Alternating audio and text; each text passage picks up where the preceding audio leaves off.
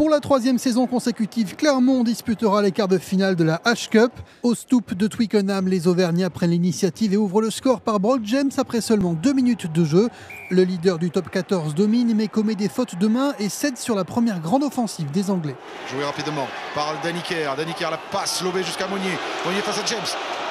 Bien pris par l'ouvreur australien de Clermont. Le soutien de Robcho. Robcho, coup de pied à suivre du troisième ligne, le capitaine de l'équipe d'Angleterre.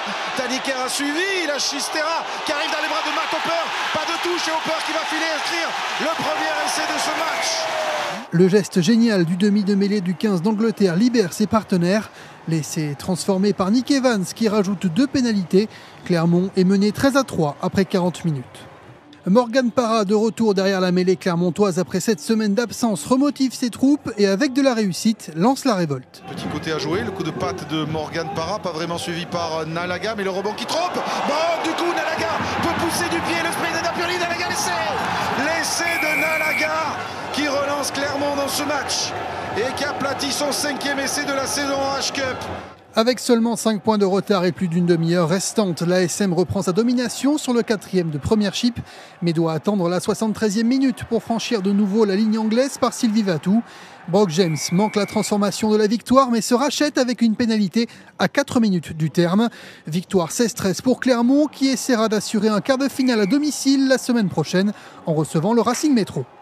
On essayait de rien lâcher, on savait que ce serait très compliqué, ils jouaient encore leur qualif aujourd'hui.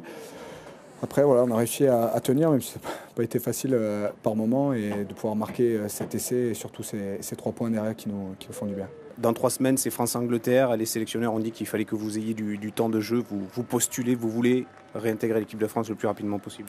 Bon, voilà, quand on est joueur, on a toujours envie de jouer en équipe de France, de tout faire, et intégrer surtout cette équipe et ce groupe.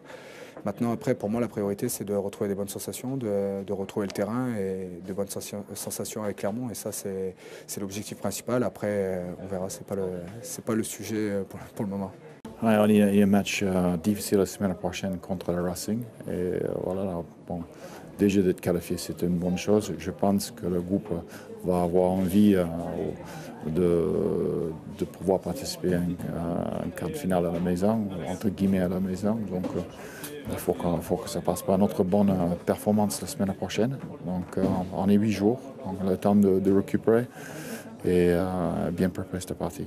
On ne va pas dire qu'on marque notre territoire, mais en tout cas, voilà, nous on a envie d'aller le plus loin possible dans cette compétition.